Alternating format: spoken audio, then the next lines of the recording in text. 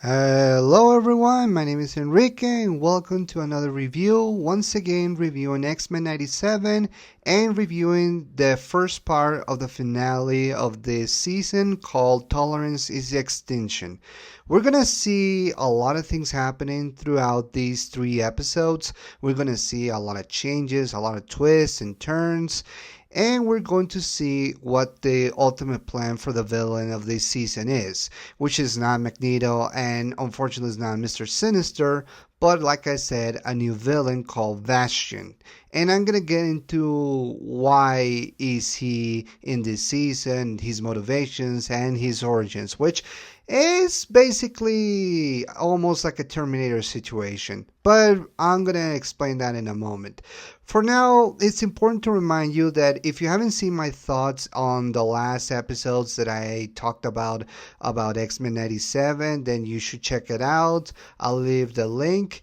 And if you want to know my thoughts and predictions about what I thought it was going to happen in this new era of the X-Men, then I encourage you to watch my top 10 predictions about X-Men 97. So, with that out of the way and everything being explained, I think it's more than enough time for me to talk about the first part of Tolerance is Extinction, Episode 8. So, enjoy.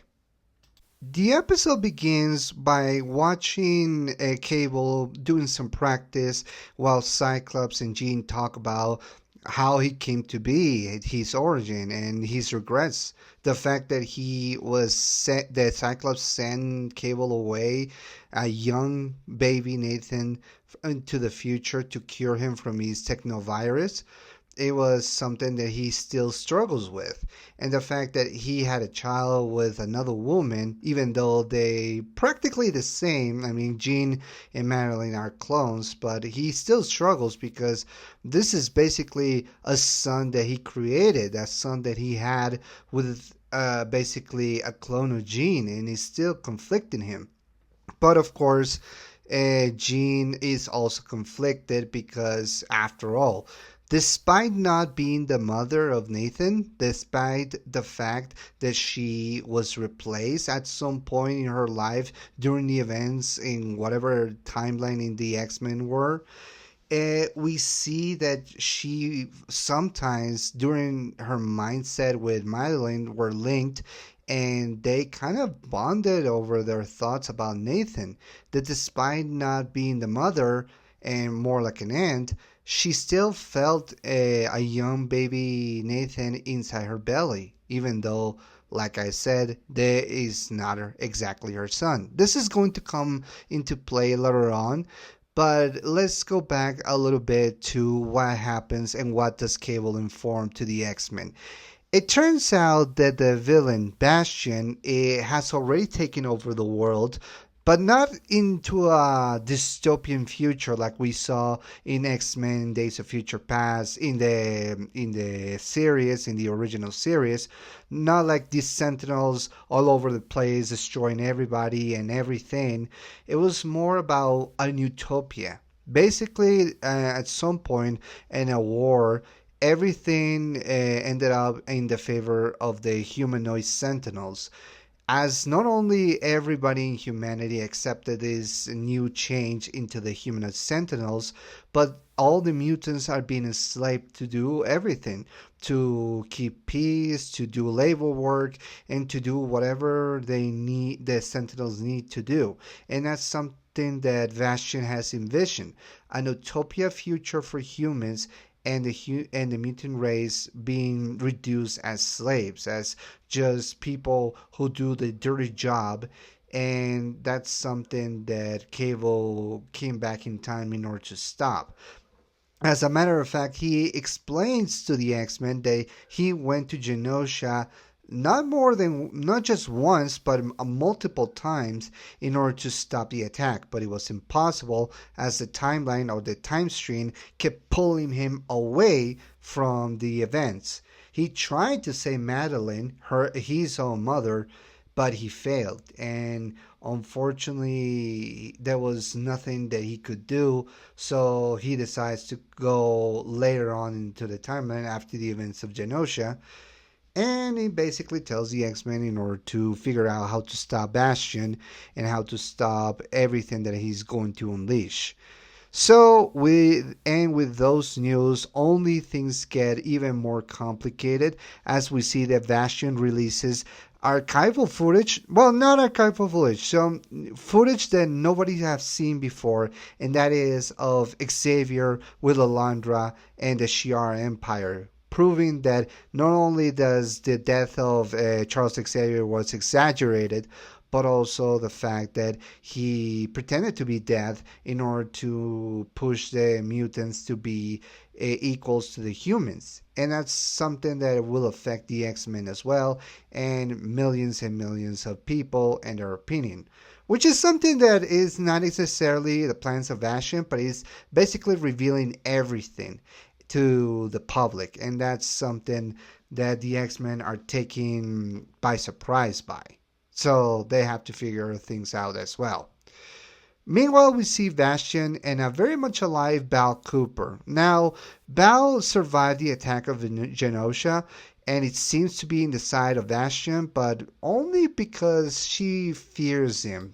The fact that Bastion unleashed, the Wild Sentinel into the island of Genosha, it was something that she was afraid of.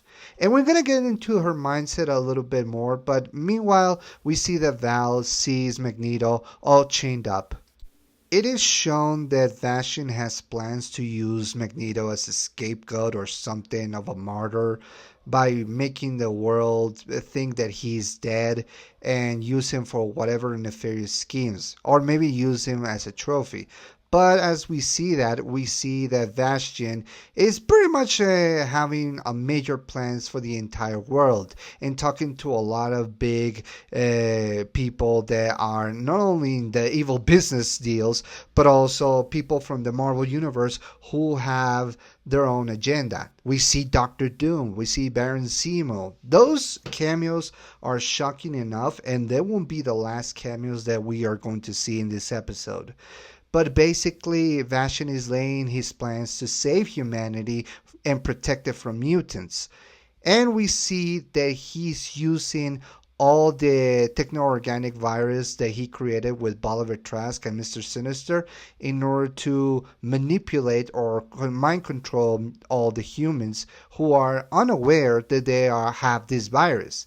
I mean, this is basically a very, very evil plan and very scary plan. Bastion has injected with this kind of sentinel virus thing that is hard for me to explain, but he has put this virus into the majority of the population in order to control them and turn them into humanoid sentinels. They're to listen to orders and carry on attacks or whatever missions that Bastion has installed for. He uses this technology, and he plans that in the future that maybe eventually if one of these humanoid sentinels meets a mutant and basically have sex and had a child, then that mutant will have those powers as well, and they will become slaves as well to the sentinels. And that's something that the X-Men have to figure out how to stop, because these humanoid sentinels are even tougher and harder to defeat than any sentinel they have fought before.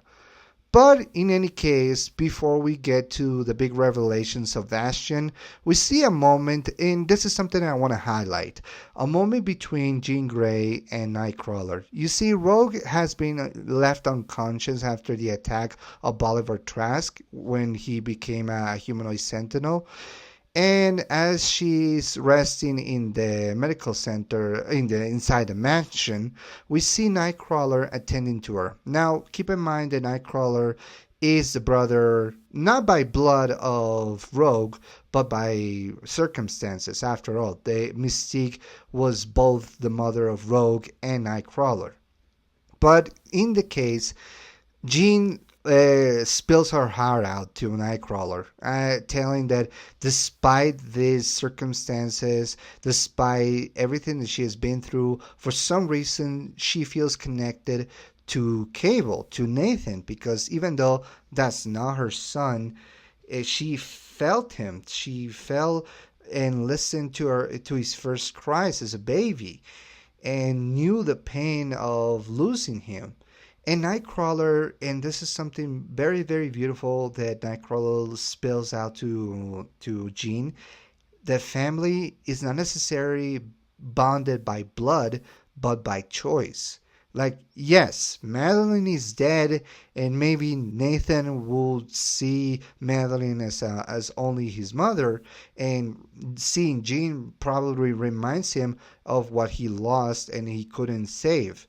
But Nightcrawler tells to Jean that yeah, it could have been the same thing between him and Rogue, but that was not the case, and that's something that Jean needs to think about, because even though the circumstances between her and Scott and Cable all were basically got convoluted, basically typically a comic book storyline, because comic books can tend to be complicated.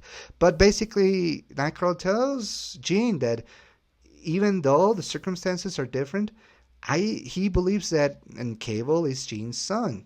Maybe not by blood, but by choice. And in my opinion, I think that it's true, but I still think that even though Nathan doesn't share the same memories or the same timeline of bloodline as Jean, deep down she knows that it's her mother as well. Okay, yeah, I know that clones are not necessarily the same person, but hey, I think that they have the same blood, and even though it wasn't exactly the same circumstances, I think Jean could be the mother of Cable. And that's something that we're going to see paid off in this episode. But regardless, we see Cyclops, Jean, and Cable going to a place, a location in which they believe Bastion was originated from. So they go there.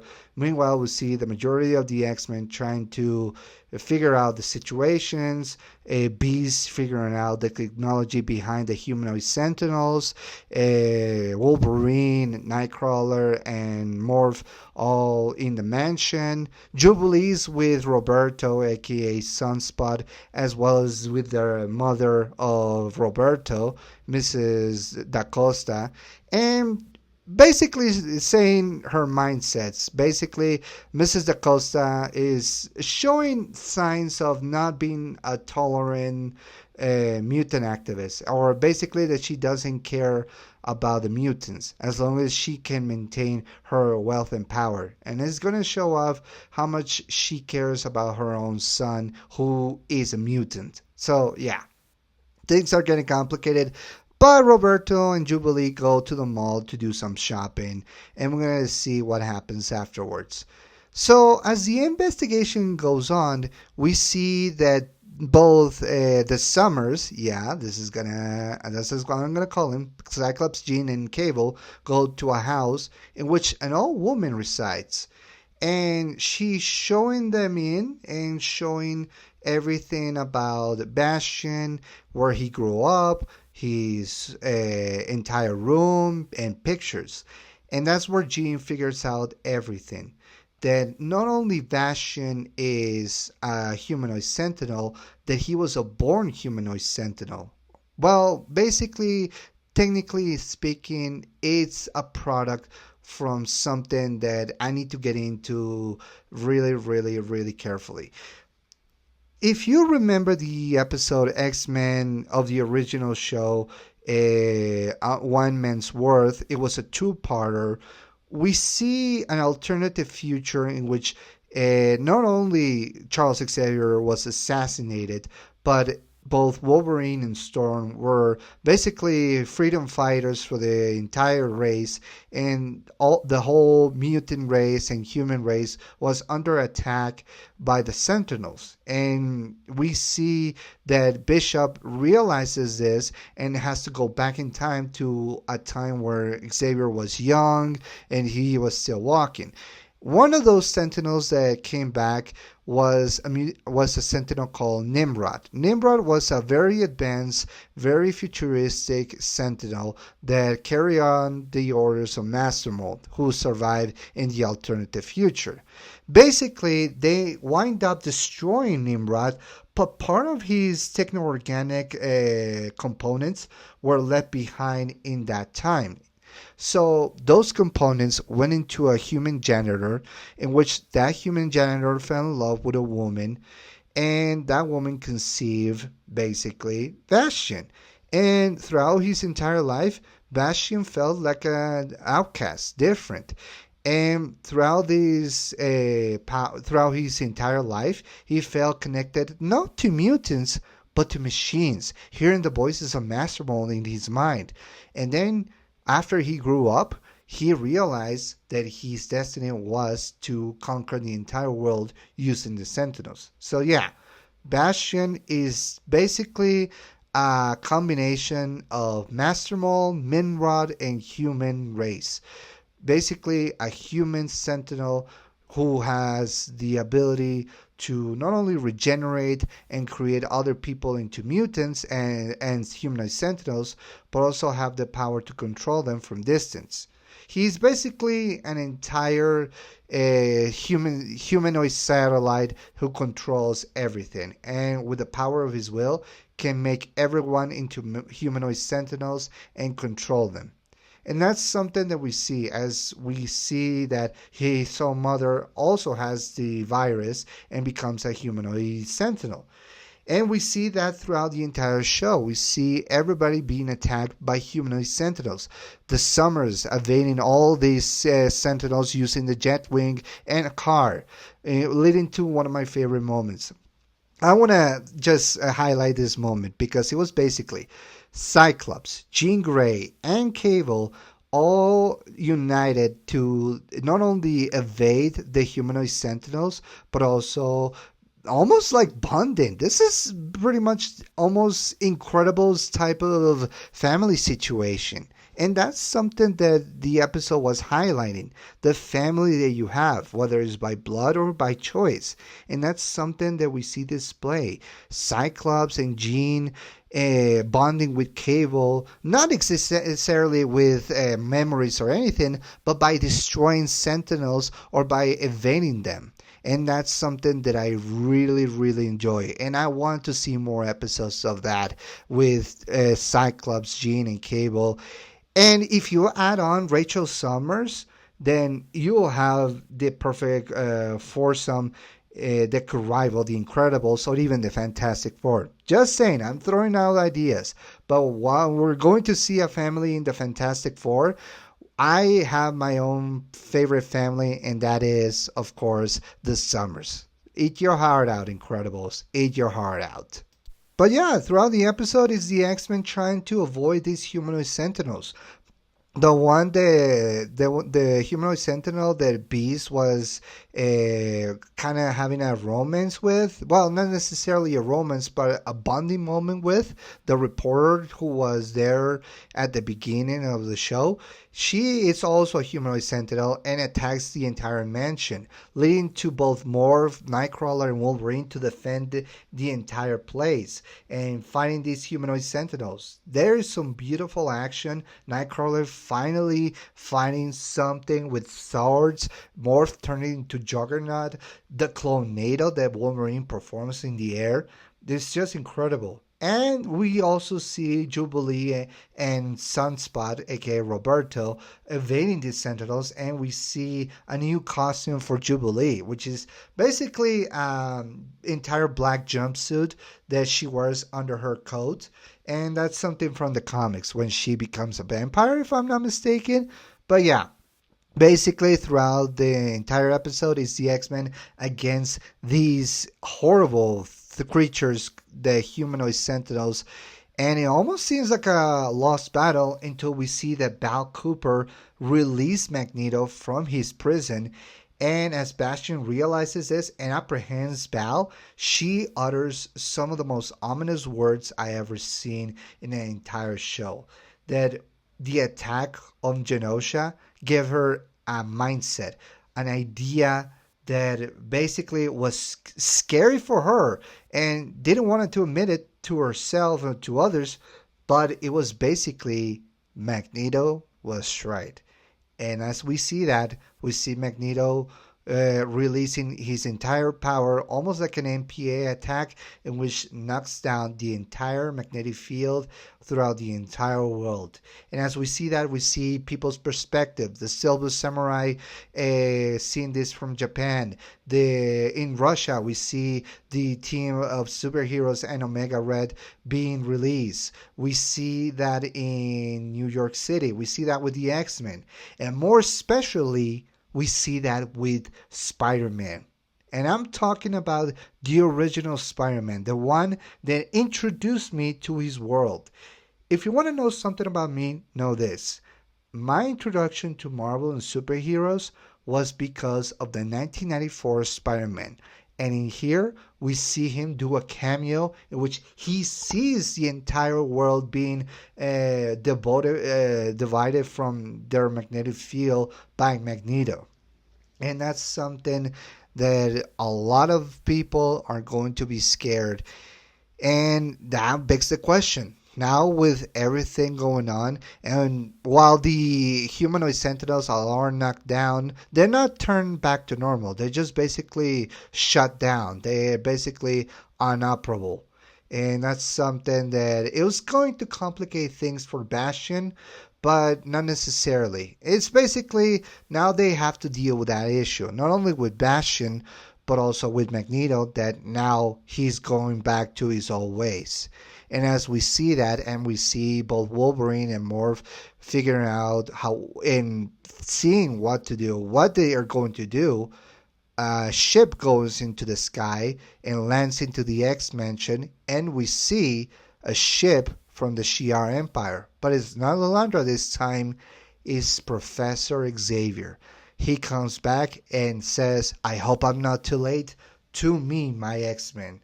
Basically ending the show with, or sorry, ending the episode by Xavier using his powers to call all of his X-Men and to unite. And that's where the episode ends. So yeah, big revelations, not only from Bastion's origin, but what happens afterwards and what is his entire plan. We see Cable trying to figure out what to do, seeing his relationship with Cyclops and Jean, how he, despite not being angry, decide putting his mind on the mission. It's clear that he's still bonding with them, even though the circumstances are not necessarily desirable. But they bond over the battles, and they still stuck around. And we see Cyclops trying to put the pieces back together to his family, the one that he wanted to form with Jean, and the one that he wanted to create for Nathan. And that's something important. We see the perspective on all the characters. We see Beast trying to put aside his his own crisis about the mutants and the humans. We see Morph and Wolverine bonding, or basically attacking all the Sentinels and trying to figure out what is going on. We see Nightcrawler still having faith in people. That's something I really enjoy. And that's something that I really like about this character. That despite everything that has happened, including the genocide of Genosha, that he's still the voice of reason and he's still hope. That he has hope. And that's something I really relate to. And we see Val Cooper. Let me tell you, the original voice of Jean Grey does the voice of Val Cooper in this episode. And by God, this is probably one of her best acting performances of all time. Really appreciate that. And oh, I almost forgot. If you haven't noticed before, the voice of Cable in this show is made by the original Gambit, Chris Potter, and that's something awesome to see. But yeah, definitely good. A lot of cameos throughout the entire Marvel universe. The one with Spider-Man, just wow, that was the cherry on top. I really enjoyed this episode. And yeah, so now the X-Men not only have to deal with the fact that they have to stop Bastion, but also Magneto, and we're gonna see that in the last two episodes. So stay tuned for the conclusions. We're gonna see the penultimate episode and the second part of Tolerance's Extinction. So until then, I'm being Enrique. Leave your comments, leave your likes, and I hope to see you next time. Peace.